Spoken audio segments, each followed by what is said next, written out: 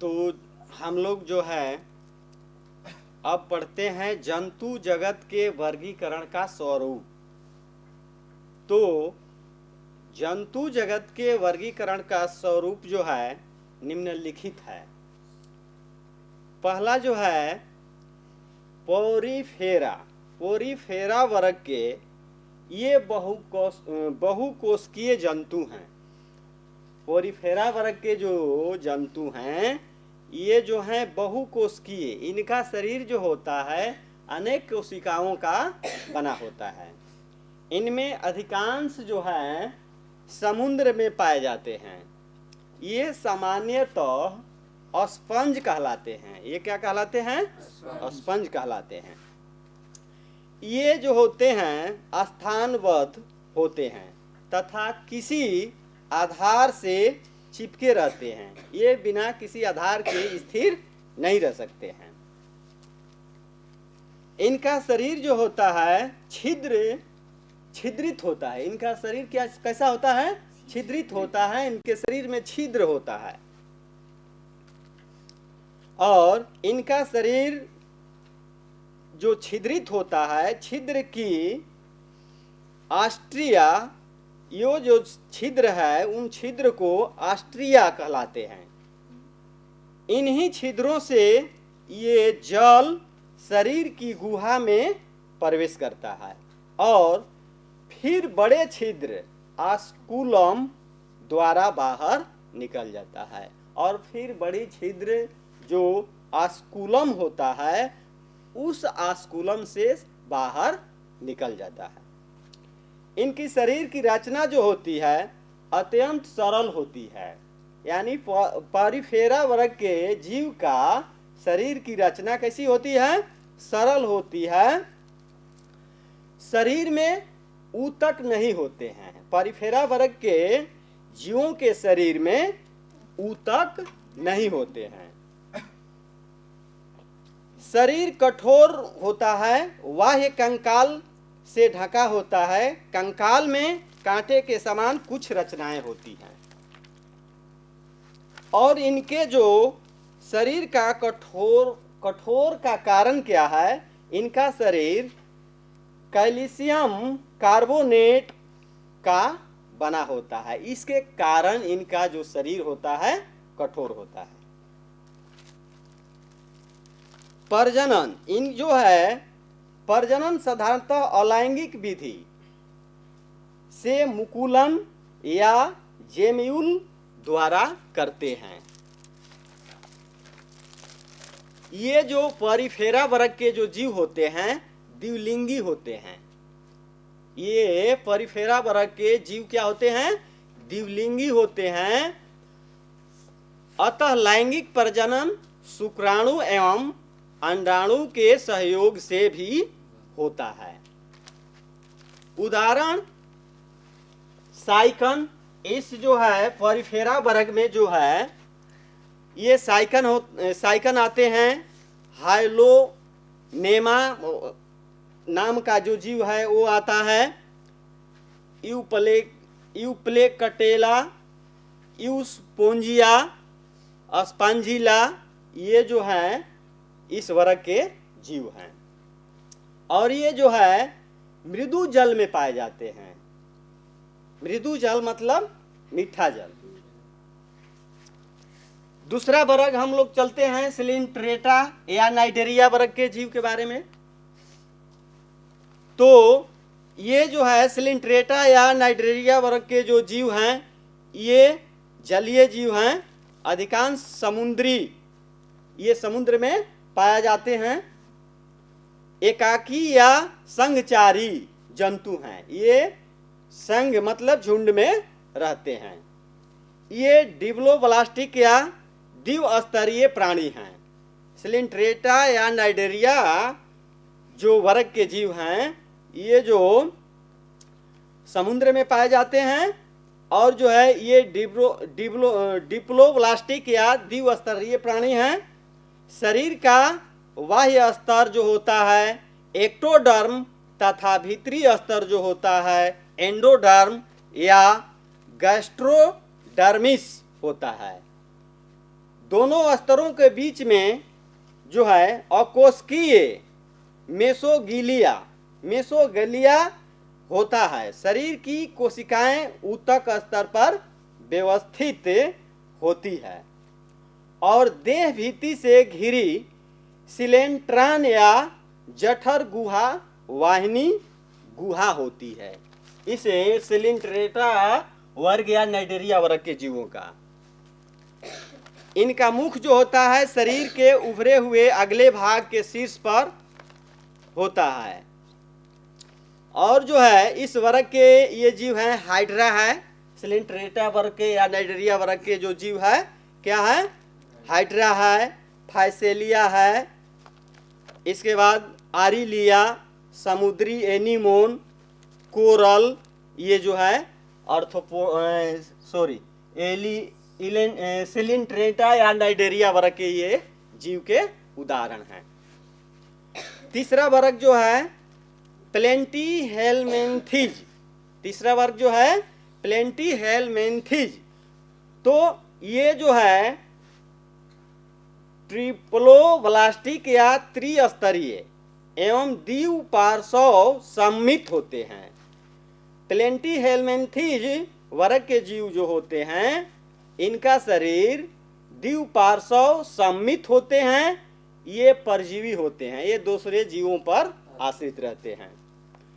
कुछ प्रजातियां स्वतंत्र जीवी या स्वच्छंद भी होती हैं, जैसे प्लेनेरिया जो है ये परजीवी जो है स्वतंत्र होते हैं। ये देह गुहा रहित जंतु हैं, अर्थात इनके शरीर में देह गुहा नहीं पाया जाता है। इनका शरीर पृष्ठ अधो दिशा में चपटा होता है और आहार नाल जो इनका होता है केवल मुंह द्वारा बाहर खुलता है।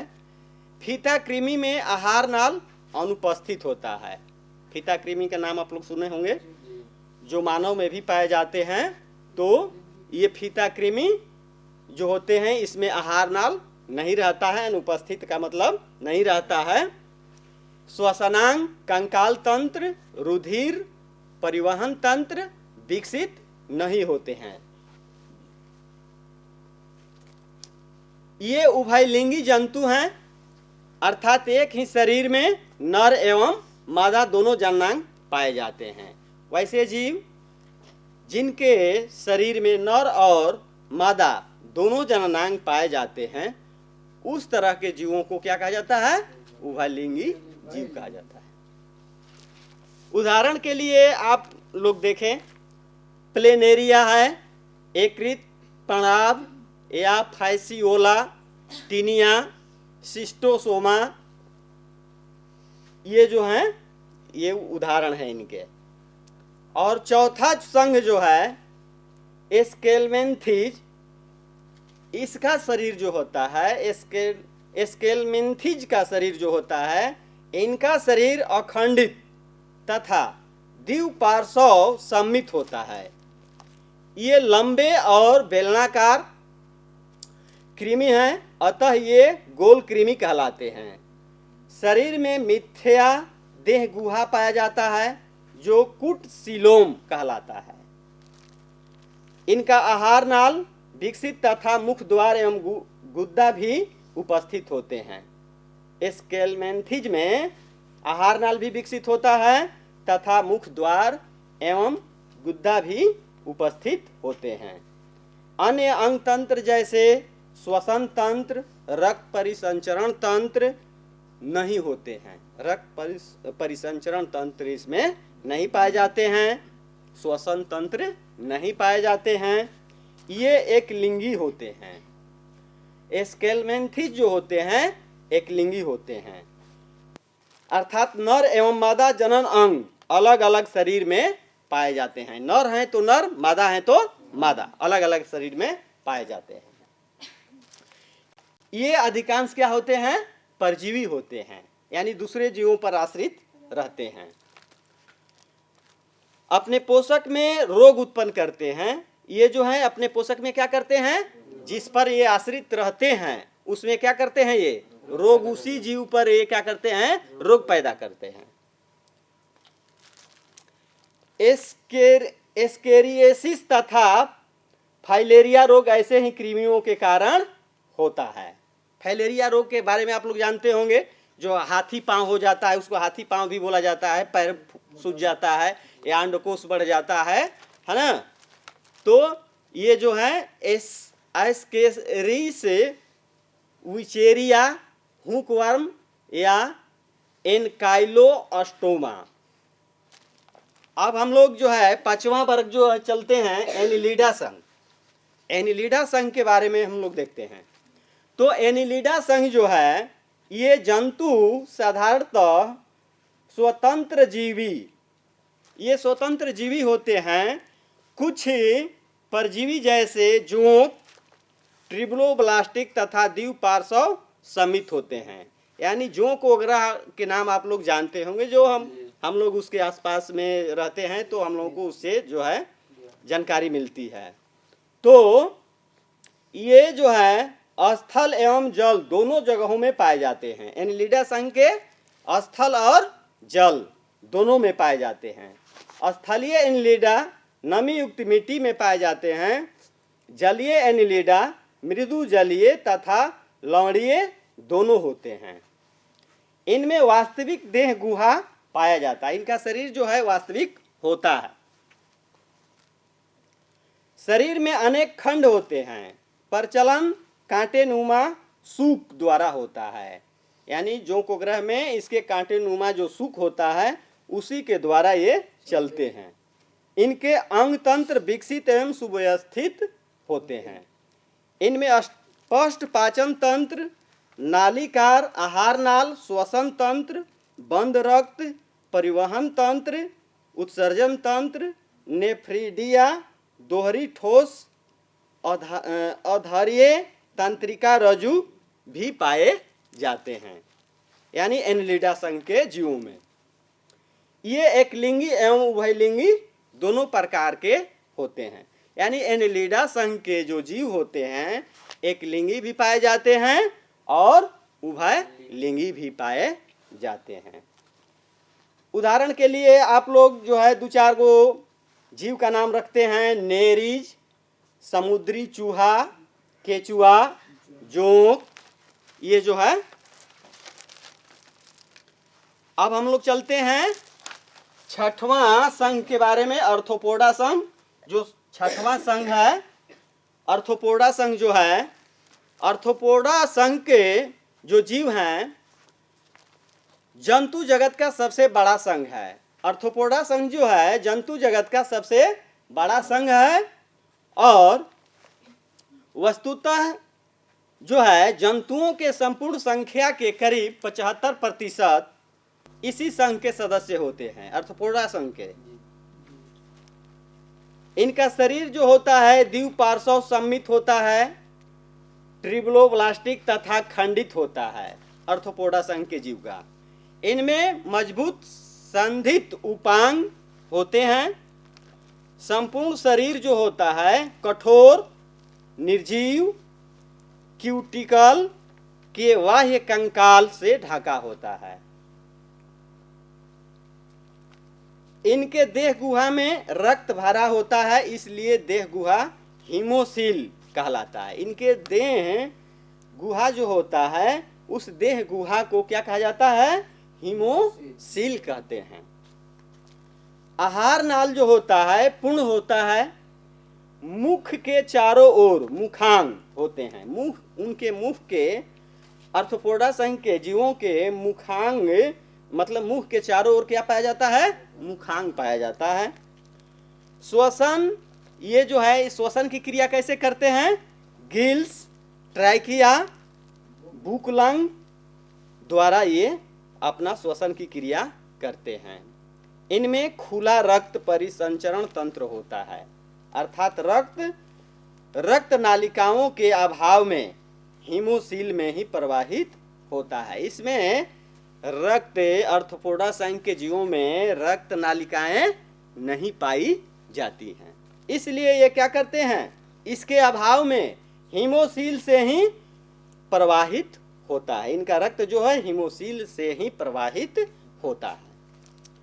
उत्सर्जी अंग जो है इनका मैलपिगियन नालिकाएं होती हैं। ये जो भोजन करते हैं, है ना, या शरीर का और कोई अनावश्यक चीज जो होता है उसको बाहर निकालने के लिए ये क्या करते हैं कि मैलपिगियन नालिकाएं के द्वारा ये जो है इन्हीं के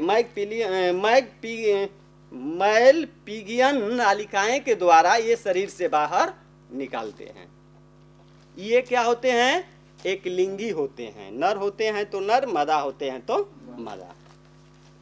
इनके उदाहरण है झींगा, केकड़ा, तिलचट्टा, मक्खी, ध्रिंग, सेंटीपीड, बिच्छू, है ना। इनका जीवन चक्र में कई अवस्थाएं हो सकती हैं, जैसे कीटों, मक्खी, मच्छर, तितली आदि। ये जो है अंडे से लार्वा, लार्वा से प्यूपा तथा अंतः प्यूपा से वयस्क कीट बनते हैं। झींगा, केकड़ा, तिलचट्टा, मच्छर, मक्खी, गोंजर, बिच्छू, भृंग आदि ये जो हैं आर्थ्रोपोडा संघ के ये जीव हैं। मोलस्का, मोलस्का संघ के बारे में हम लोग देखते हैं।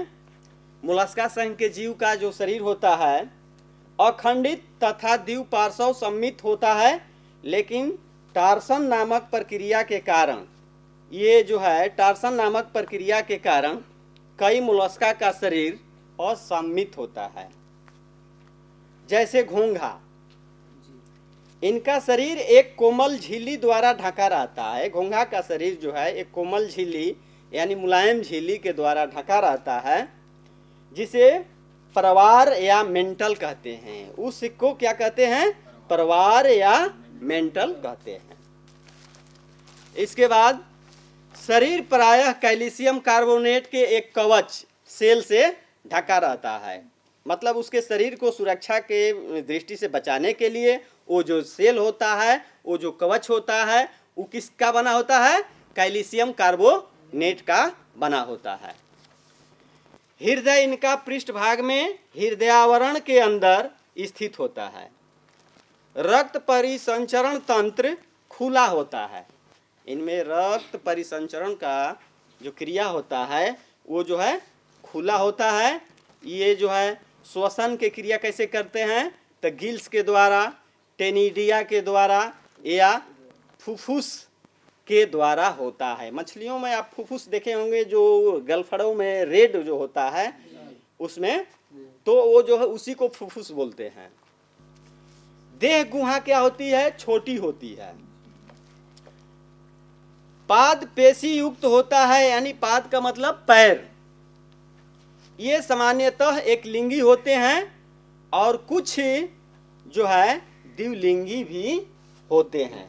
मोलस्का संघ के जीव कुछ क्या होते हैं? द्विलिंगी भी होते हैं।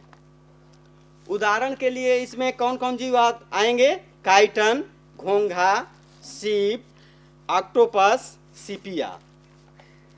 आठवां संघ जो है एकाइनोडर्मेटा।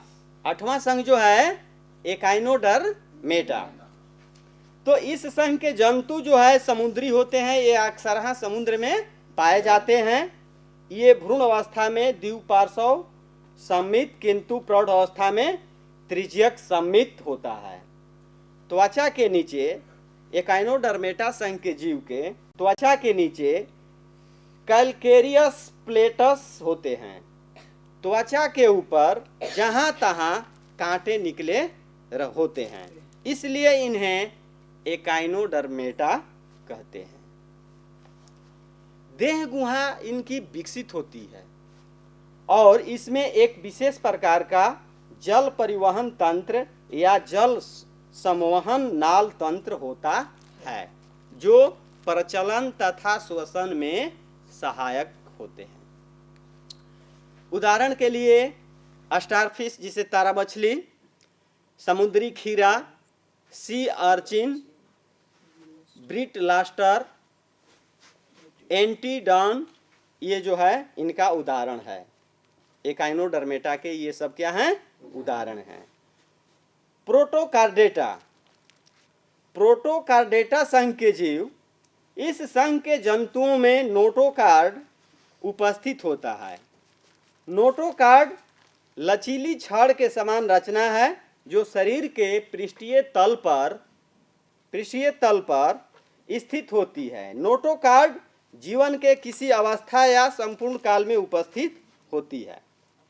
इस संघ के एक उपसंघ हेमिकार्डेटा में नोटोकार्ड अनुपस्थित होता है, परंतु तंत्रिका रज्जु उपस्थित होता है।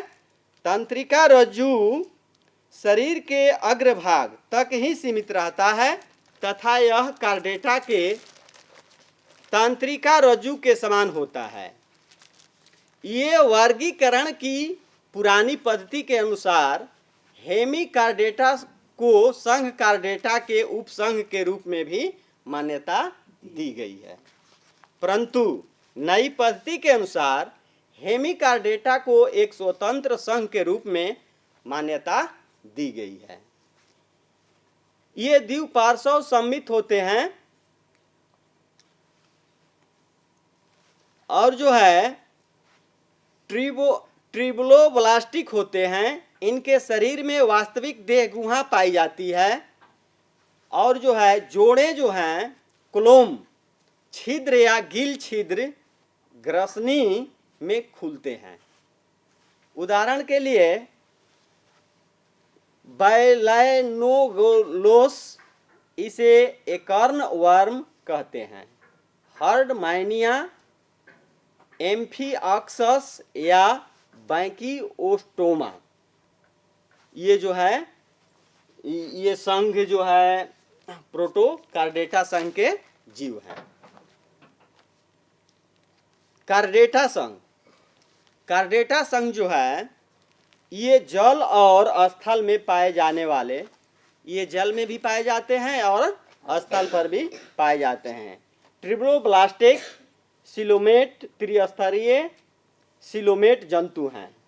इनमें नोटोकार्ड या पृष्ठ रज्जु उपस्थित होता है। अधिकांश कार्डेटों में यह उपस्थित या अस्थि के बने एक अंतःकंकाल कशेरुक दंड या रीढ़ की हड्डी में परिवर्तित हो जाता है।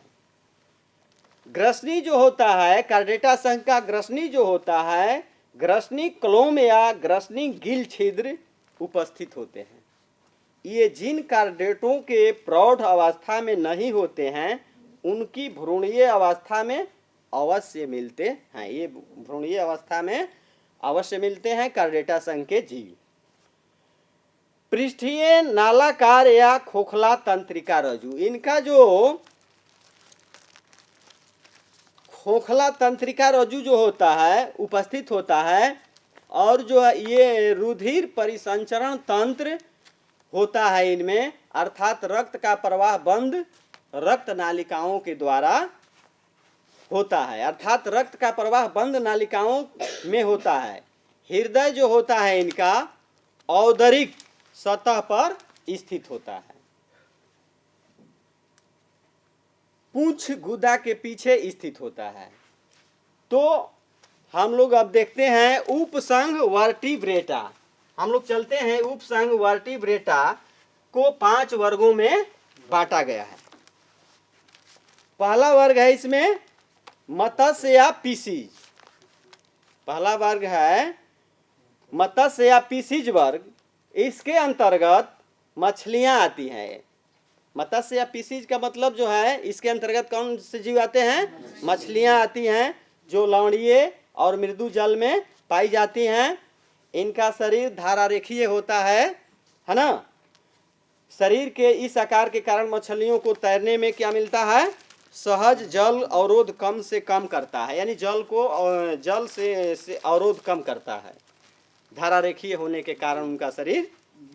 अंतःकंकाल उपस्थित जैसे अस्कोलियोडोन, इलेक्ट्रिक रे या अस्थि जैसे, ये मछली का नाम है रोहू, कतला, ट्यूना आदि के बने होते हैं।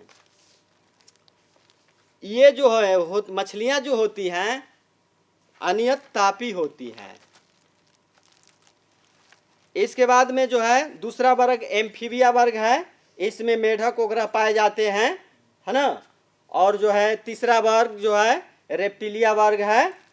और जो है चौथा वर्ग जो है आपको एविज जो है, इसमें पक्षी वगैरह आती हैं एविज वर्ग में।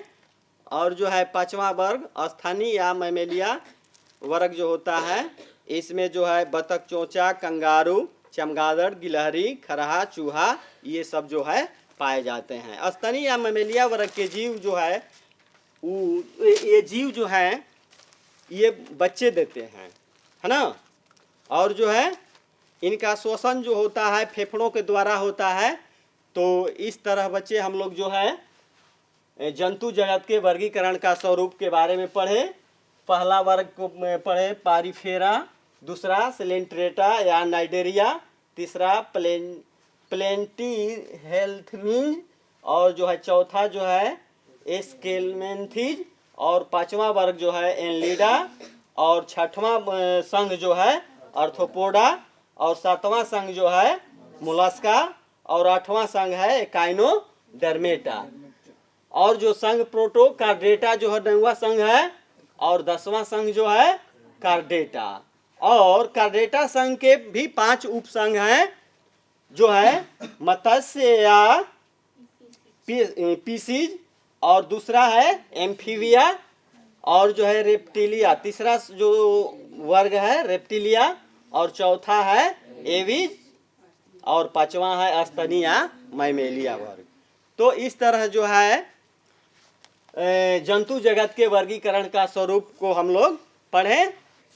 ठीक है बच्चे, जो इसमें आप लोगों को कुछ कठिनाई हो तो पूछ सकते हैं, जो वर्ग नहीं समझ में आया है तो पूछ सकते हैं। और आगे हम लोग जो है अगला पार्ट में पढ़ेंगे स्वास्थ्य एवं रोग के बारे में।